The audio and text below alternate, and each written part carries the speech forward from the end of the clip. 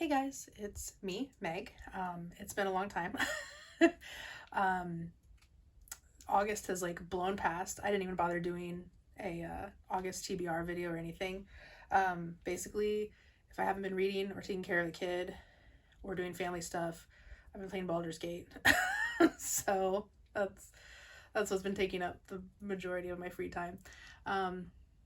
Which I think I warned about in the previous video, so it shouldn't be a surprise that it completely took over my life. But yeah, I'm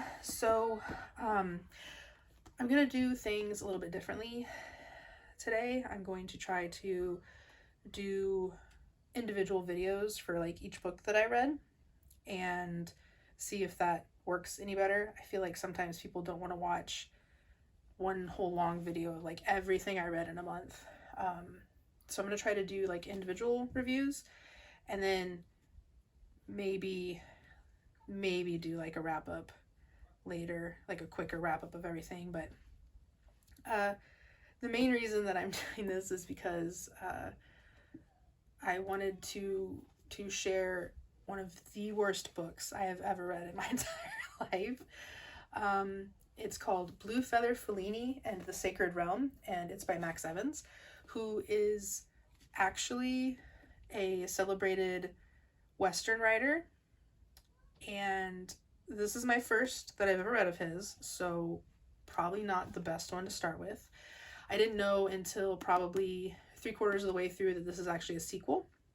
I don't think that matters much, other than maybe getting some background about the main character, but for the most part it's just kind of like a standalone story. It's not like anything is a continuation from the previous story. It's just that the character is main character Blue is in this as well.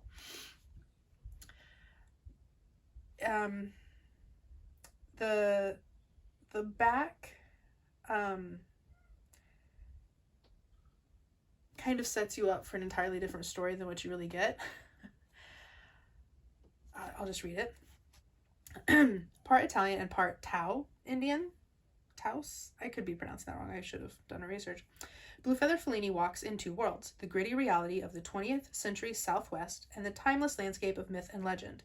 Contacted by an enigmatic millionaire, the father of the woman he loves, he is sent on a quest into mysterious caverns guarded by long-dead Indian elders. There, with his comrades from the war and his erratic spirit guide, Dancing Bear, Bluefeather embarks on his greatest adventure yet, a search for riches, romance, and the ultimate knowledge of life itself. It is none of those things. It is, whoever wrote the synopsis on the back of this book did not read the book. Did not read the same book that I did.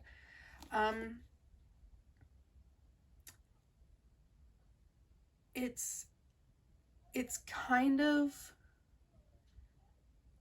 badly done Journey to the Center of the Earth fan fiction. It feels like the whole time when you're in the underworld kind of world that Evans is trying to make things interesting for the sake of being interesting.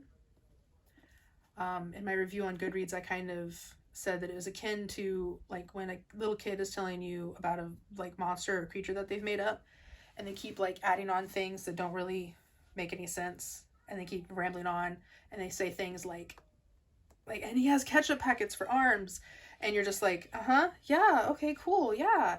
But when it's a little kid, it's endearing, and it's when an adult that thinks they're clever is doing it, it's an entirely different animal. That's how the part when we finally get to the underground, that's how this book felt. There was no real reason for any of it. It's just Evans was ooh, these sound cool and creepy. Well, let's put them in the story. And the plot is basically rich guy A wants what rich guy B has. So he hires Blue to go find what rich guy B has. And he tells Blue that that's something else. And then for 90% of the rest of the book, it's Blue forgets what the purpose of what he's even like looking for is. So that was weird. He has a love interest, sort of, but a giant chunk of the beginning of the book is spent with them just working towards this kind of undefined goal.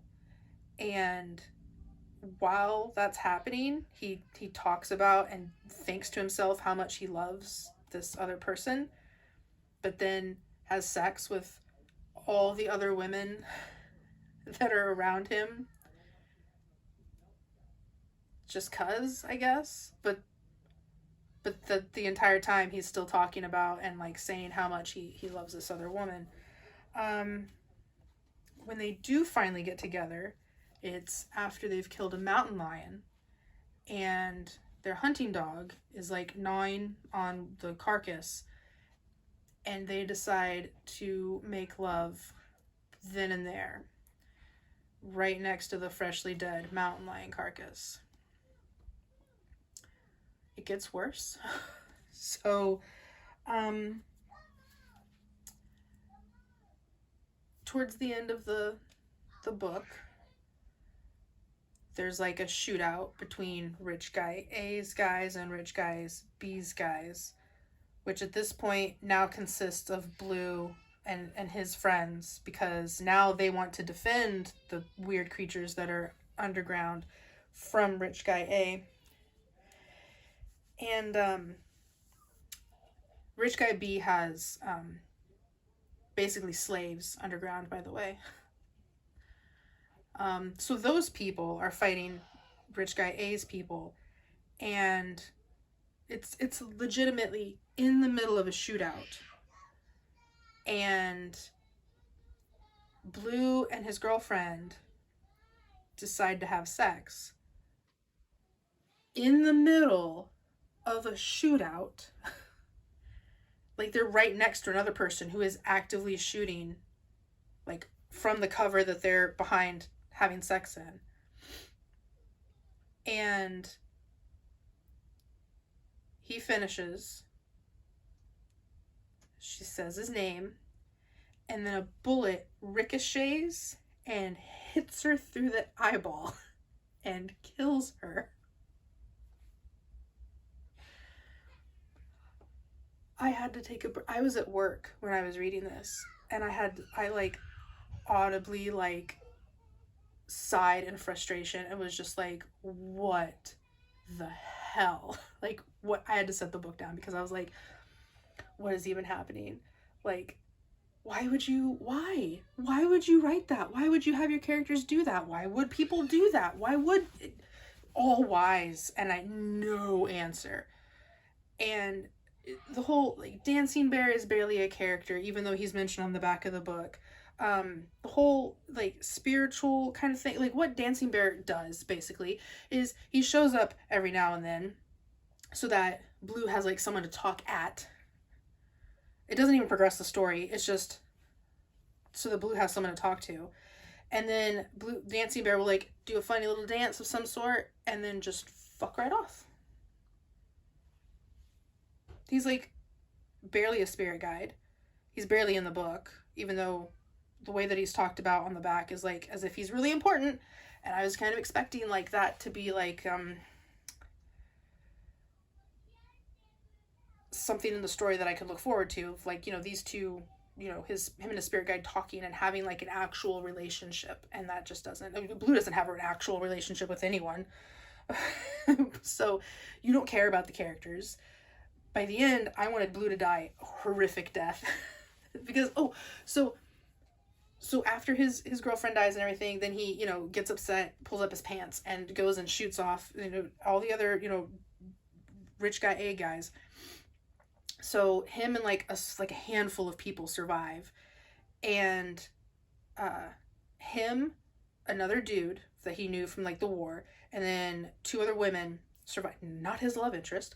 They survive. So 4 people, not counting whatever slave people are still down there, but those are the only people that make it through this whole thing.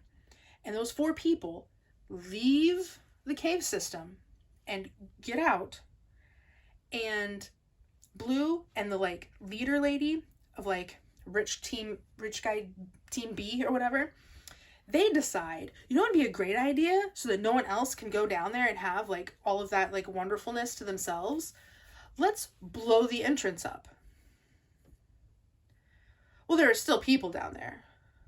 Right, but they've never been up here. So like they can't miss what they don't know, right? They have chickens and like there's food down there that they can like they'll be fine. And then they blow the entrance.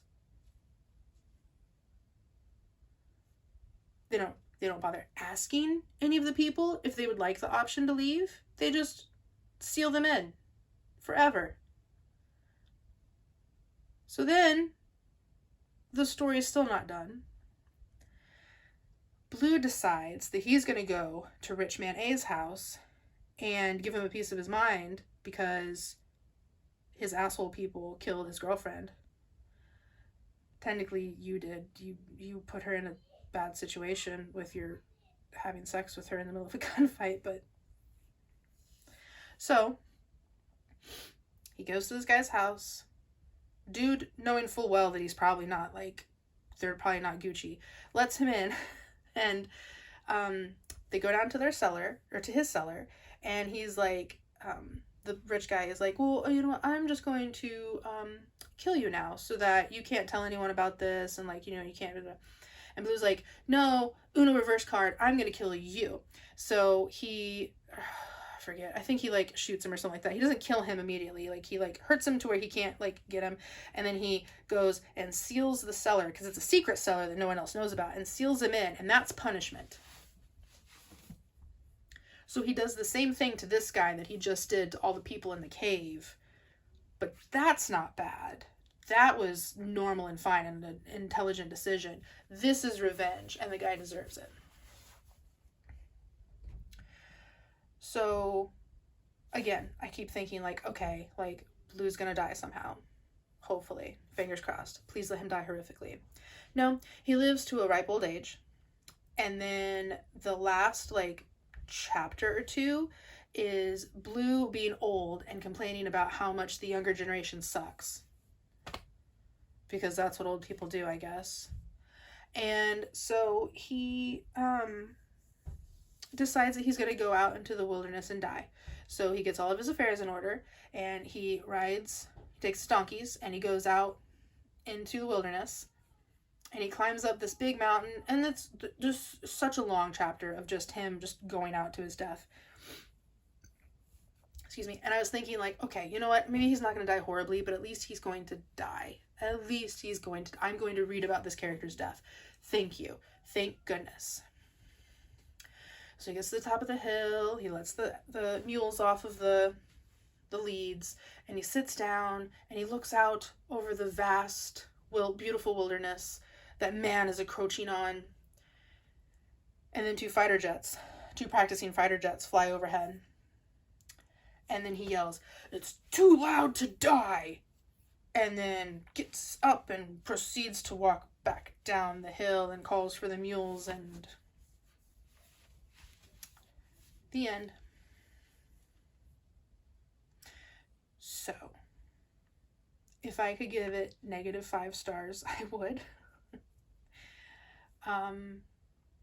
I don't think anyone should read this book, ever. It was one of those where I was kind of shocked that I didn't just DNF it. I think a big chunk of why is that towards the beginning, it's kind of just really normal. There's not like a lot of fantastical elements to it. Dancing Bear shows up like maybe once in that very beginning, like first half basically, and it's not until like halfway through that you get to like the really supernatural like mythology lore kind of esque of like what's underneath in the cave system and stuff. And so I think I just kind of kept being like, well, this will all be worth it. This is character building and stuff like that, and it'll be worth it once we get down there. And then it was like, it just got worse. And then it was kind of like one of those, like a car wreck that you just can't look away from. And so I was like, no, I have to finish this because I have to know. And then I finally latched on to, he has to die. He has to have a really bad death. And I really want to read that, so I'm going to keep reading. And so I read the whole thing. But yeah, this will definitely be one that if I can't find anyone else that wants it, that I can send it to, I will probably just little free library it. A lot of people that knew that I was struggling with it asked me, are you just going to like throw it away? Are you going to burn it? And I was like, no. I was like, other people enjoy books that I don't enjoy. I enjoy books that other people don't enjoy. It is not on me to remove this book from the planet. Someone out there, there are 5-star reviews for it on Goodreads, so someone out there enjoys it. I will say that Max Evans, with like his descriptive writing and stuff, is at least good enough at what he is doing that I do have an urge to try at least one of his other stories. There's a few of his books that have been made into movies, and I've enjoyed the movies, and so I'm thinking maybe I'll try one of those next, because I hate to read an author once and then never give them another chance. So we'll see, but it's not going to be anytime soon. I'm probably not going to touch another Max Evans, maybe not until the next June on the Range. But yeah, so that was Bluefeather Fellini and the Sacred Realm. Thanks. I'll see you in the next one.